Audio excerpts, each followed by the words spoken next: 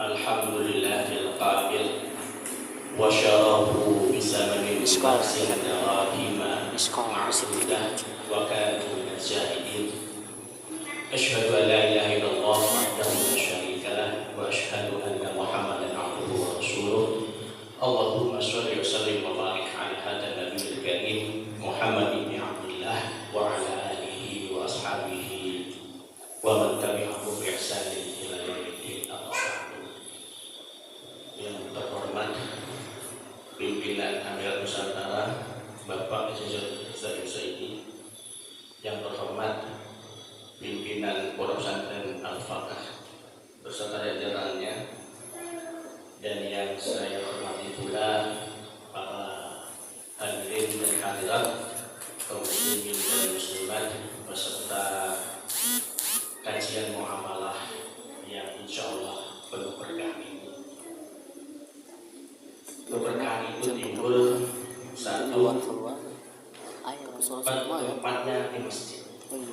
Yang kedua adalah menindaklanjuti tradisi Rasulullah SAW dalam mengkaji ilmu.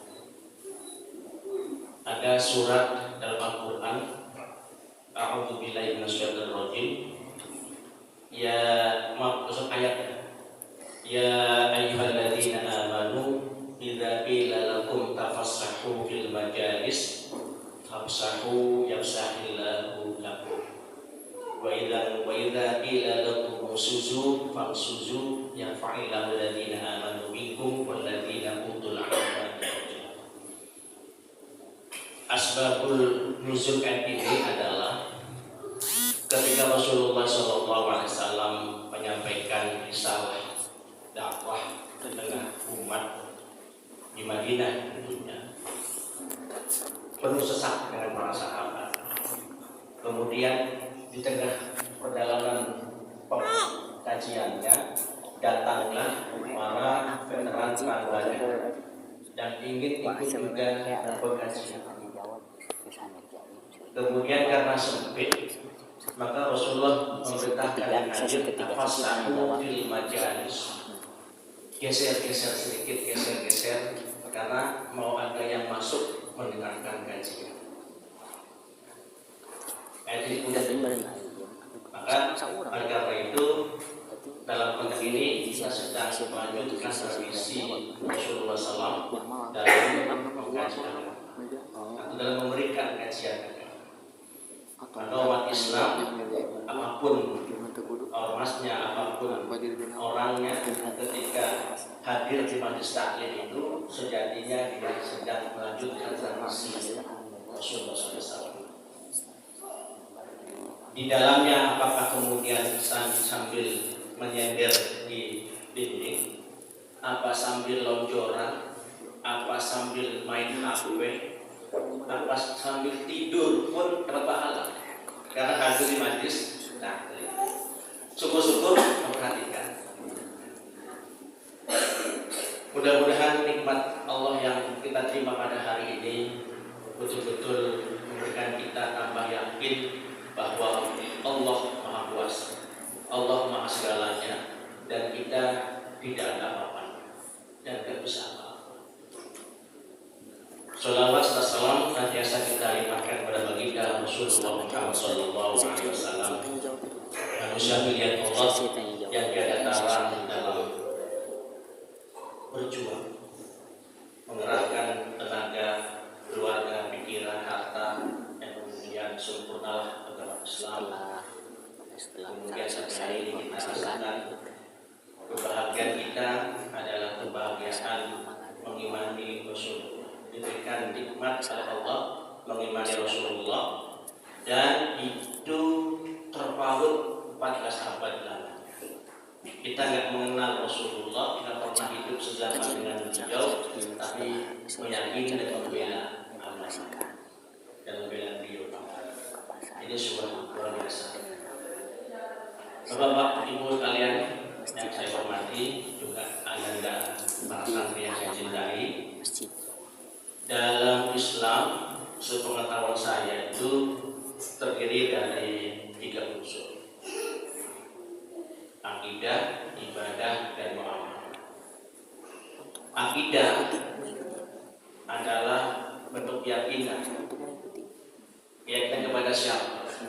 keyakinan kepada Allah. Tentang apa?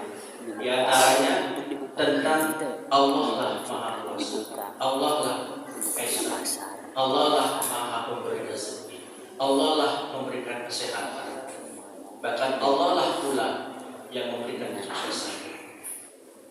Akidah inilah yang kemudian Rasulullah tanamkan dalam kehidupan masyarakat Muslim di Mekah 13 tahun. As-sabiqun al-awwalun digodok oleh Allah, oleh Rasulullah SAW untuk menegasikan Tuhan-Tuhan kecil lainnya.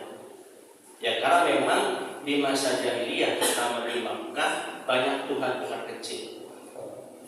Tuhan batu, Tuhan patung, Tuhan status sosial, Tuhan status finansial, yang kemudian dengan kalimat tahlil la ilaha illallah Rasulullah, Tuhan-Tuhan itu kita negasikan untuk Allah saja.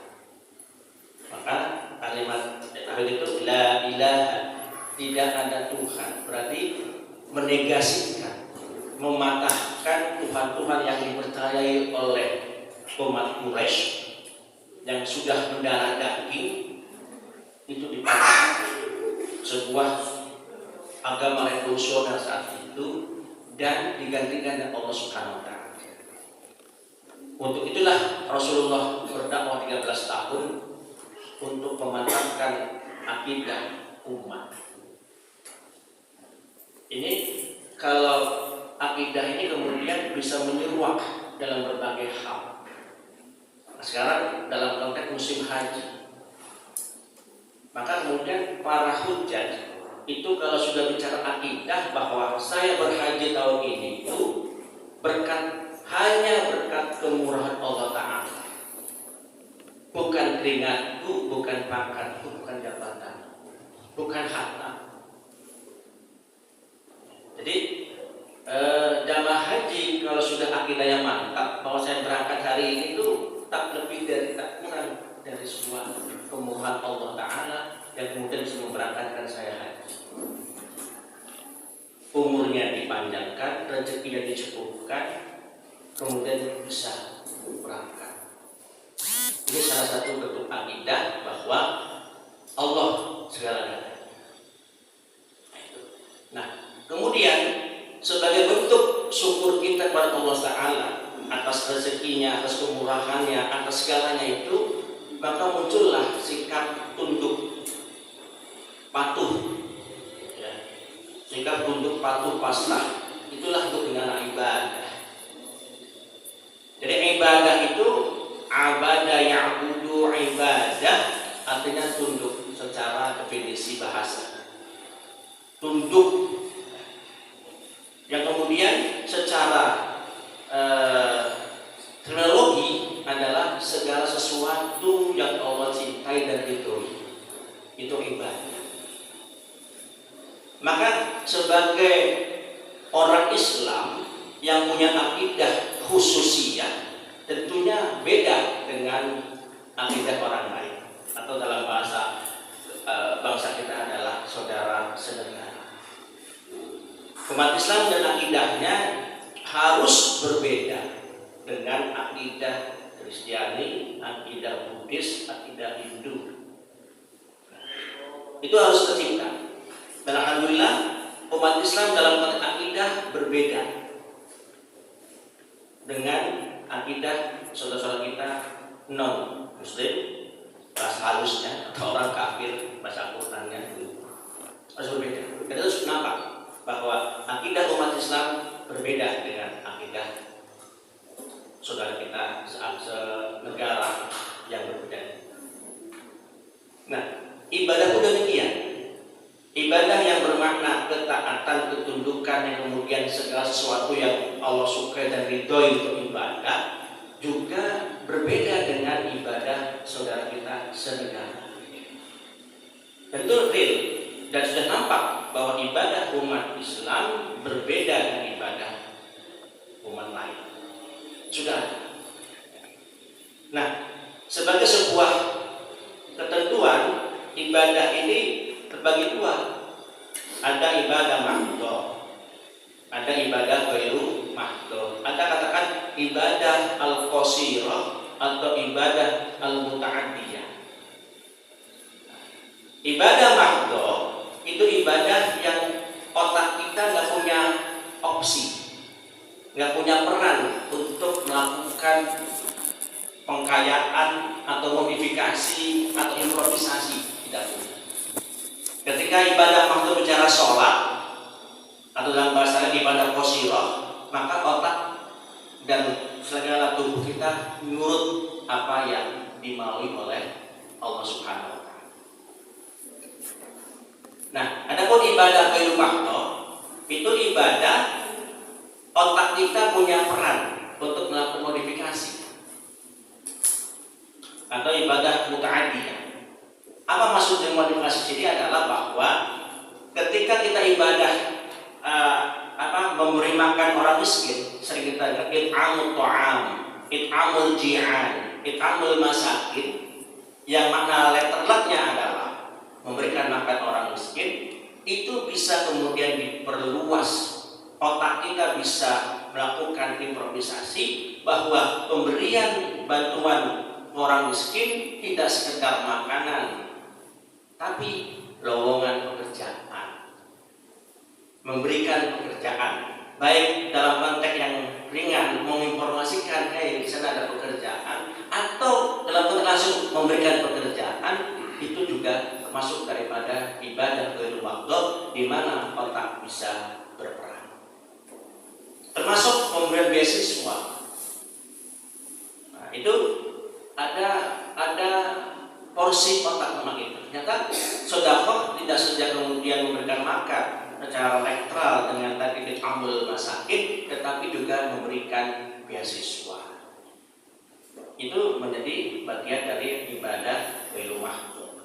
Dan sejatinya ibadah umat Islam berbeda dengan ibadah umat lain, dan itu sudah benar dilakukan. Dan sudah meyakini kita nggak perlu lagi beribadah di gereja. Ya, kita nggak perlu lagi ketika perayaan Natal, menurut saya ya, nggak perlu lagi kemudian mengucapkan Natal, membantu gereja, bersih-bersih gereja, karena itu sudah beda. Cukup dengan membiarkan saudara kita umat Kristen melaksanakan Natalannya, itu sudah cukup. Tidak perlu kemudian lagi melakukan pembersihan gereja, membawa makanan untuk acara gereja, karena sudah bukan lagi bagian dari ibadah. Ya, walaupun kemudian ada beberapa persoalan yang muncul kemarin terbaru ini, biksu ya beribadah di masjid di Temanggung ya. Nah, ini hanya kan perdebatan. Kalau saya nggak perlu.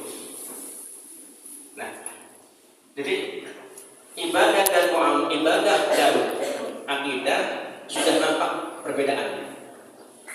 Dan akidah maupun ibadah ini masih berkenaan dengan dirinya.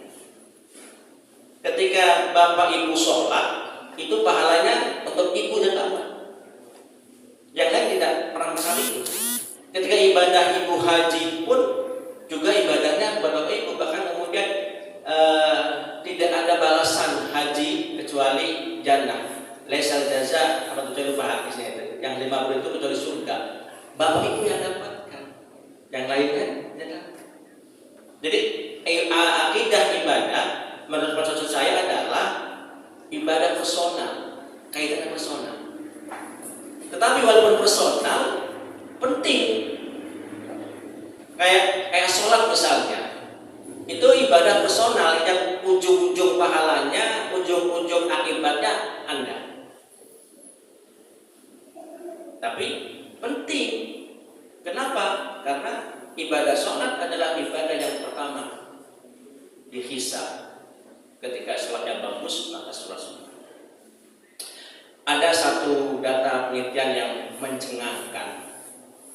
Itu hanya 2% dari penduduk Islam Indonesia ini yang selalu sholat berjamaah dan tepat waktu.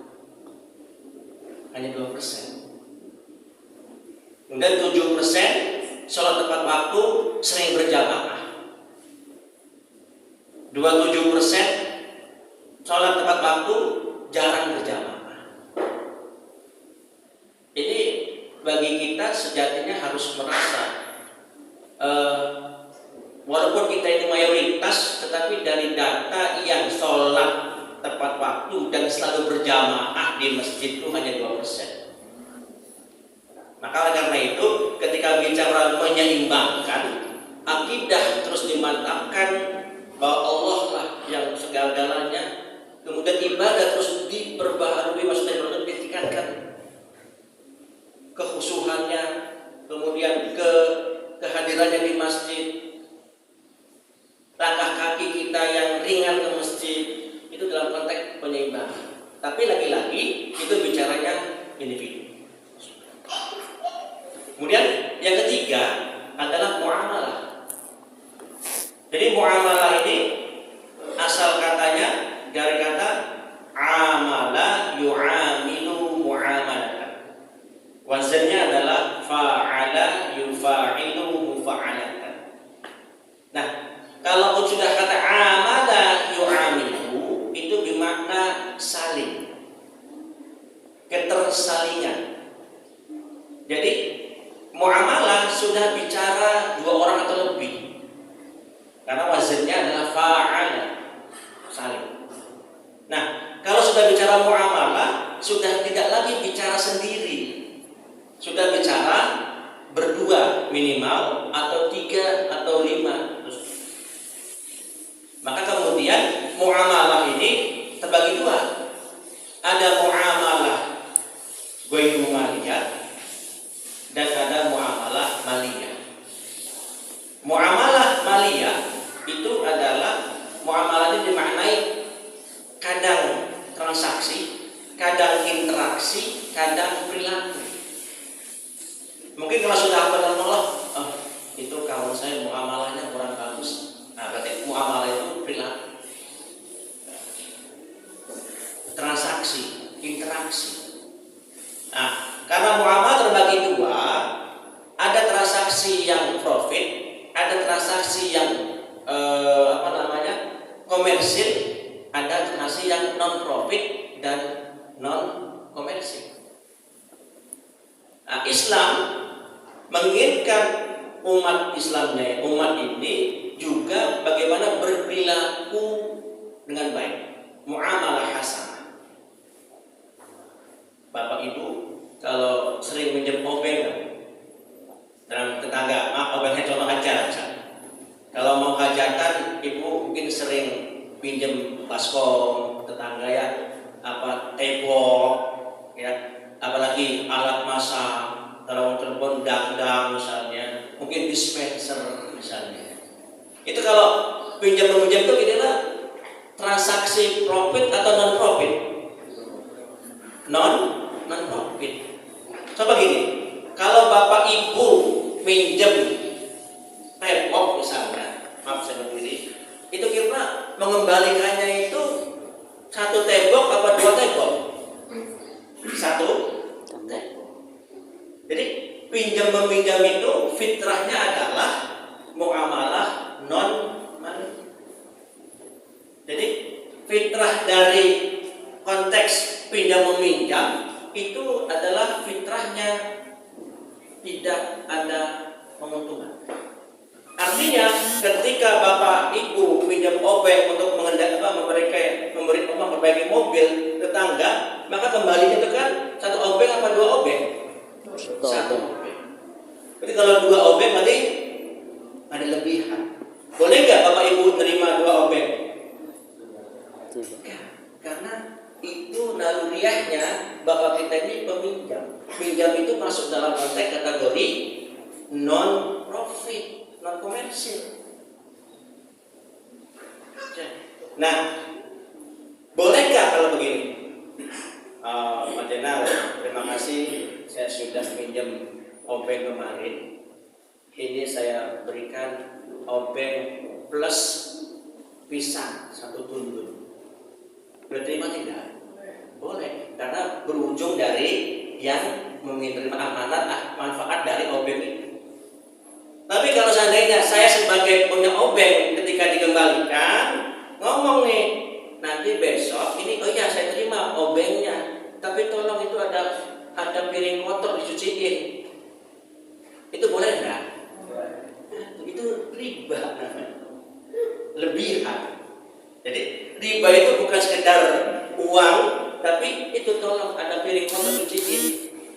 Saya ambil obengnya sebagai yang saya, tapi itu tolong ada piring kotor atau ada pakaian yang belum setrika atau steril. Itu lebihan. Nah, itu tidak bisa karena ada permintaan dari sini atau akan sebelumnya, baik saya ambil tapi ini waktu kembalinya tolong cuciin dulu pakaian saya. Kira-kira itu riba atau tidak ya? Riba. Karena lebihan. Riba itu aziyadah. Nah, zaman Islam pinjam meminjam itu masuk dalam konteks transaksi non profit. Minjam satu sepeda kembalinya satu sepeda. Minjam satu obeng kembali satu obeng. Bahkan meminta membersihkan toilet tadi itu tidak boleh. Karena apa? Lebihan. Kecuali yang peminjam obengnya, terima kasih ini saya bawa pisang, tidak permintaan dari pemilik obeng. Nah, ini muamalah. Tapi hari ini ya, pinjam meminjam yang naluri fitriyahnya itu tidak ada lebihan, justru menjadi lebihan dan melembaga. Inilah kemudian kekurangan umat Islam pada konteks literasi. Yang seharusnya kalau sudah bicara pinjam meminjam itu apakah uang, apakah mobil, apakah lainnya itu kembalinya ya seperti semula. Bahkan perlu ditulis, boleh itu. Cuma adalah kebaikan kita ini minjem iya tapi nggak ditulis. Padahal Al-Quran menyuruh kita menulis. Nah itu ketika menulis itu justru dipakai oleh bank dengan bersyaratnya, taletannya banyak, ya, dengan perjanjian banyak. Kita saking baiknya itu di luar Al-Quran minjem enggak kapan kembaliannya, enggak ada datanya. Dan kemudian ketika ada persoalan di masa yang akan datang tidak ada data. Nah, sejatinya muamalah itu juga sama seperti akidah ibadah yang berbeda dengan orang lain. Sejatinya begitu. Cuman khusus muamalah ini umat kadang-kadang mengikuti yang terjadi. Contoh misalnya orang awamnya asik dalam pinjol, rame-rame pinjol. Bahkan tidak satu pinjol, bisa 10 pinjol. Ini buka, itu dari sini. Ini buka, dari sini. Kemudian yang menengah atasnya apa? Investasi. Jadi mengharapkan dengan uang yang dia masukin dapat kelebihan. Banyak kasus itu. Tapi umat ini juga nggak jerah-jerahnya. Ada aja. Dan berita terus itu, ya, pemilik investasi A menggondol uang sekian dan merugikan nasabah sekian. Di Cirebon itu pernah menjadi tenar dan booming. Mobilnya khusus warna putih. Dan 1 kali 2 bulan, 5 bulan, 6 bulan sih dapat bagian. Tapi lama-lama dan itu enggak satu. Ini sudah muncul, nanti akan muncul lagi. Nah, jadi korbannya adalah umat Islam. Jadi umat ini dalam bidang muamalah, terutama bidang muamalah non maliyah ini tergopoh-gopoh untuk mengikuti yang terjadi. Bahkan kalau minjam antar sesama itu sudah berapa persen? Sudah mau berapa persen? Bukan. Jadi individu kita saja kadang-kadang pinjam itu sudah terbawa dengan arus itu. Berapa persen? Padahal tidak boleh dengan konteks itu. Karena kita sudah terlembaga, sudah terbawa oleh bank. bicara kripto misalnya, itu juga umat teman-teman. Kadang-kadang kurang literasi. Jangan pun saya sendiri juga sebenarnya tidak begitu mengerti tentang kripto. Tapi yang jelas ada kapan sahamnya naik, beruntunglah yang punya kripto. Lalu berapa barunya luar biasa. Ini yang terjadi. Jadi umat Islam kelemahan dari konteks muamalah belum bisa menjadikan muamalah dalam Islam sebagaimana kita pahami akidah ibadah beda dengan yang lain, sama, terbawa sama. Oleh karena itu kemudian ketika kita tema kali ini menyeimbangkan ibadah akidah muamalah itu sejatinya semakin memperkokoh akidah, semakin memperbagus ibadah, dan semakin memahami literasi tentang muamalah yang Islam ajarkan. Jangan kemudian sering terlibat dalam konteks. Banyak yang belum tergali dari muamalah. Ada berserikat, ada pasar dalam Islam, ada alat tukar. Di antaranya alat tukar. Ya nanti ambil saya bisa lebih panjang lagi. Nah, oleh karena itu kemudian saya mengutip ayat Al-Quran dalam sebuah surat Yusuf, wa syarahu bisamanin bahsin darahima ma'dudah wa kanu minaz zalimin. Ini ayat ini menceritakan atau penggalan cerita tentang Nabi Yusuf. Nabi Yusuf sebagai sebuah nabi yang sangat ganteng, sangat cakap, dan mendapat kasih sayang yang penuh dari orang tuanya, dicemburui oleh saudaranya. Yang kemudian saudaranya dibawa main ke hutan, kemudian lapor kepada ayahandanya bahwa Nabi Yusuf dicengkram oleh binatang dengan menontonkan kaosnya. Ternyata Nabi Yusuf itu bukan kemudian diterkam oleh serigala, tetapi ditenggelamkan dalam sebuah sumur. Singkat cerita kemudian ada pedagang yang lewat. Seperti biasa kita pahami, pedagang mungkin butuh air, nimbalah di sebuah sumur, dan berat sekali timbangannya itu. Ternyata bukan air yang dapat, adalah seorang remaja, seorang bujang yang telah menjadi Nabi Yusuf. Namun kemudian pedagang ini merasa ini merepotkan ini Nabi Yusuf ini. Wis digorbalah. Jangan telepon sih, asalkan ada duit. Wa kanu minaz zahidin. Jadi dia gak suka sama ini nih, sama Yusuf ini. Wis digorbalah, yang penting jadi duit. Nah, kemudian ayat sebelumnya wa syarahu bisamanin baksin darahima. Para pedagang itu menjualnya dengan harga yang sangat murah dari beberapa kepingan dirham. Dalam sebuah kitab, saya lupa namanya itu, nggak lebih dari 20 dirham. Jadi Nabi Yusuf dibawa ke pasar budak dan dijual di pasar itu dengan harga yang murah dari kepingan dirham.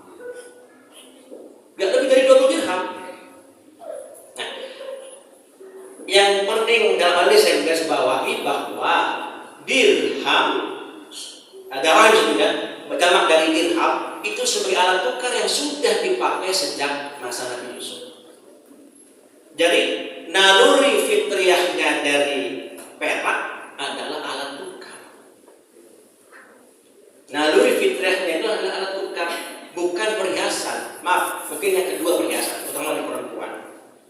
Tapi tema besarnya itu adalah alat tukar sejak zaman Nabi Yusuf. Jadi kalau misalkan hari ini komunitas yang tidak menggunakan dirham lagi, itu keanehan di masa hari ini. Padahal sejatinya sudah dan dibuang oleh masyarakat modern. Kita mulai pungut kembali karena ada rujukannya dalam Al-Quran. Bagaimana dengan dinar? Itu juga kita rujuk lagi ke Al-Quran. Surat Ali Imran 75. Maaf kalau salah gue dicek. A'udzu billahi minasyaitonir rajim. Wa min ahlil kitabi man in ta'manhu biqintarin yu'addi ilaika. Wa minhum man in ta'manhu bidinarin la yu'addi ilaika illa ma dumta 'alaihi qa'ima.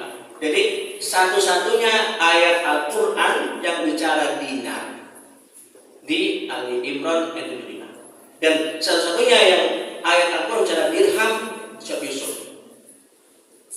Apa terjemahan ayat itu adalah bahwa ini terjadi pada masa Rasulullah SAW. Jadi ada sebagian ahli kitab yang kau percayai harta yang banyak kepada seseorang ahli kitab, kembalikan pada masanya kepadamu wahai Rasulullah. Ada orang yang dikasih pinjaman 1 dinar dinarin 1 dinar, tapi kemudian pada saatnya itu nggak mau kembaliin. Illa madum ta'adahi qaibah, kecuali kamunya nabi. Nah, ini lagi-lagi bahwa dinar telah menjadi alat tukar, alat pinjam. Dan kemudian tidak disyaratkan kemudian kembaliinnya 2 dinar 1 dinar. Jadi secara dasar pijakan komunitas Jadiran ini kuat dalam konteks Al-Quran. Jadi mengembalikan bagaimana dinar itu menjadi alat tukar. Ya. Memang tidak ada saja kemudian tidak saja dia 2 ini yang alat tukar, ada komoditas lainnya untuk alat tukar, yaitu komoditas yang bernyali dengan dirinya. Apa? Ya garamkah, ya kormakah, ya padikah, ya kedelaikah, itu nyali dirinya dan bernyali.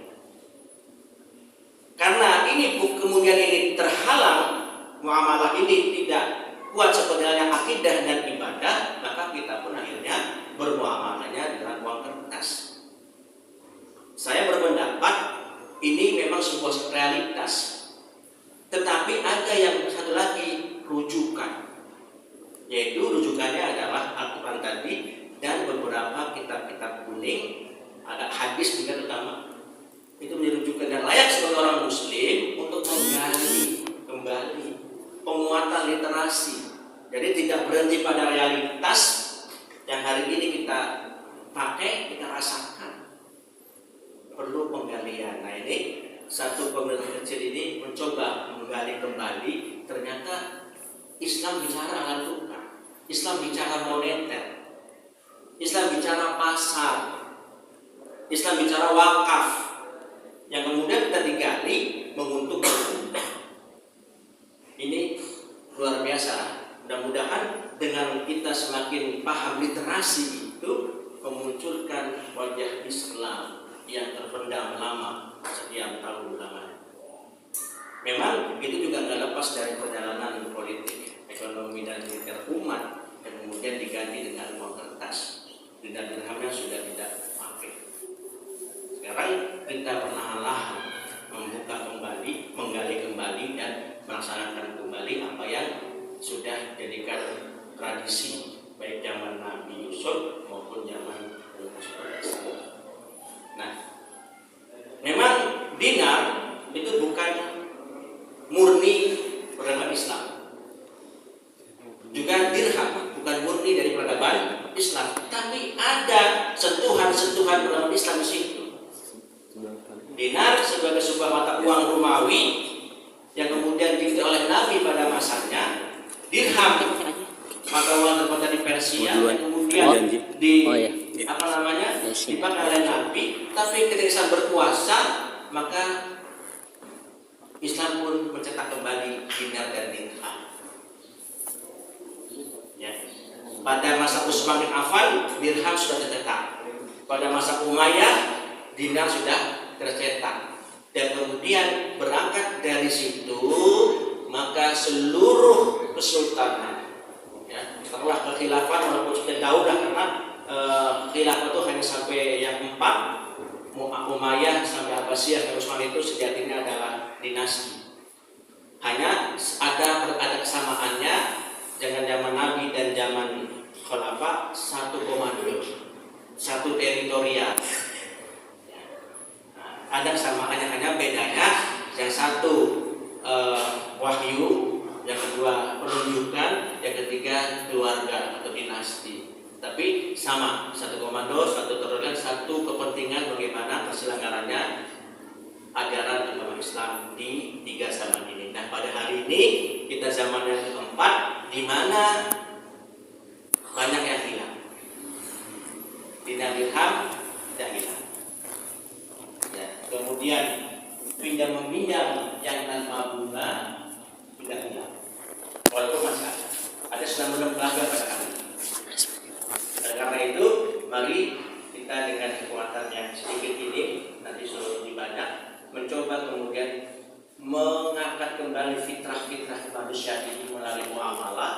dengan konteks bahwa bisa apa lagi dengan bersama-sama.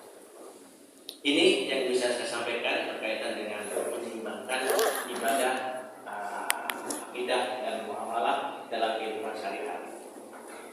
Nah, muamalah sebagai sebuah aktivitas yang non free profit juga, kita juga mengasah kembali lebih baik bagaimana bergaul dengan tetangga, karena kita ini sangat disukai Allah ketika kita berbaik dengan tetangga, bersedekah kepada tetangga, terutama dengan orang tua dan saudara kandung misalnya. Itu dalam konteks muamalah. Jadi muamalah terus kita tingkatkan dan perbaikan sambil membaca literasinya tentang muamalah tersebut. Ini yang bisa saya sampaikan. Mohon maaf apabila ada hal-hal yang ada tidak bisa kurang enak didengar. Nasrullah wa fathul qarib wa basyiril mu'minin. Wassalamualaikum warahmatullahi wabarakatuh.